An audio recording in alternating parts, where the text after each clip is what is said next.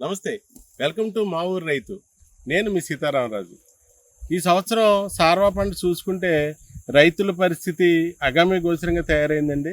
ఎందుకంటే మొందా తుఫాను ప్రభావం రైతుల మీద బాగా ఎక్కువ చూపించింది. డెల్టా మెట్ట ప్రాంతాలతో పోల్చుకుంటే డెల్టా ప్రాంత రైతులు చాలా నష్టపోయారని చెప్పాలి.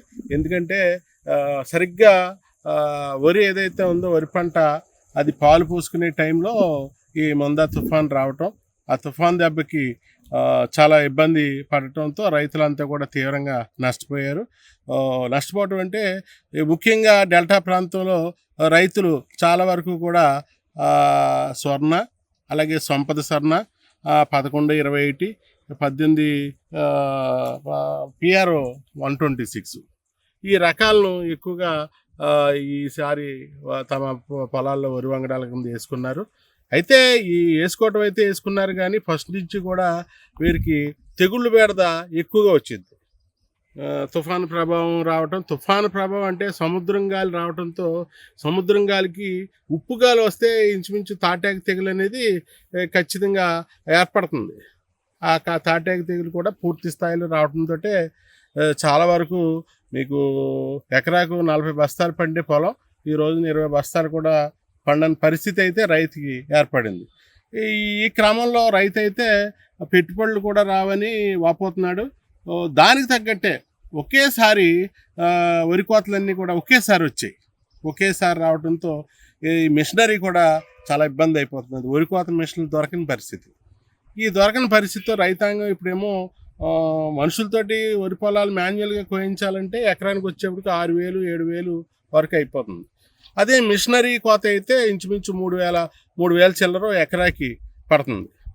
ఇది చూసుకుంటే ఇంచుమించు సగానికి సగం కలిసి వస్తుంది రైతుకి మిషన్ కోత అయితే.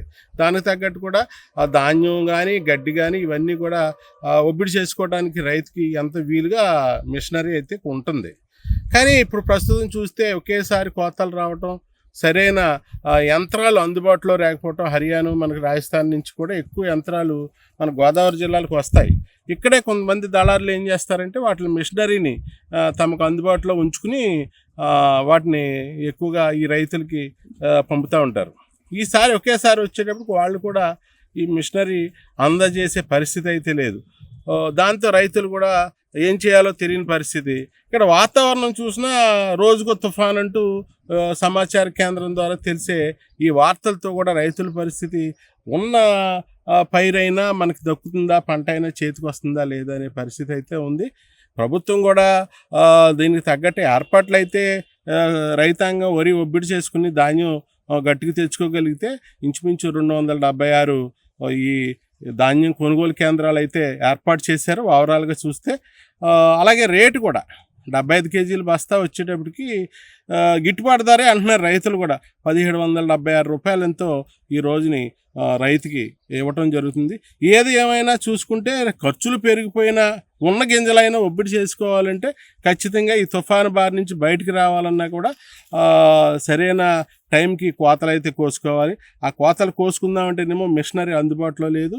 దానికి తగ్గట్టు ప్రభుత్వం ఏమైనా మిషనరీ పోనీ ఎక్కడన్నా అందుబాటులో పెట్టిందా అంటే వ్యవసాయ శాఖ కూడా అటువంటి చర్యలు ఏమీ చేపట్టలేదు అనేది రైతుల వైపు నుంచి వినిపిస్తున్న వాదనలో. రైతు గట్టెక్కాలంటే ప్రస్తుతం మిషనరీ కావాలి. ఈ మిషనరీ అయితే అందుబాటులోకి తేగలిగితే ఒక వారం రోజుల్లో మొత్తంగా ఈ వరి పొలాలు అన్నీ కూడా గట్టెక్కే పరిస్థితి, రైతు కూడా ధాన్యాన్ని తెచ్చుకోగలిగి 4 గింజలు ఒబ్బిడి చేసుకో పరిస్థితి అయితే ఉంటుంది. ఇది తాజా పరిస్థితి.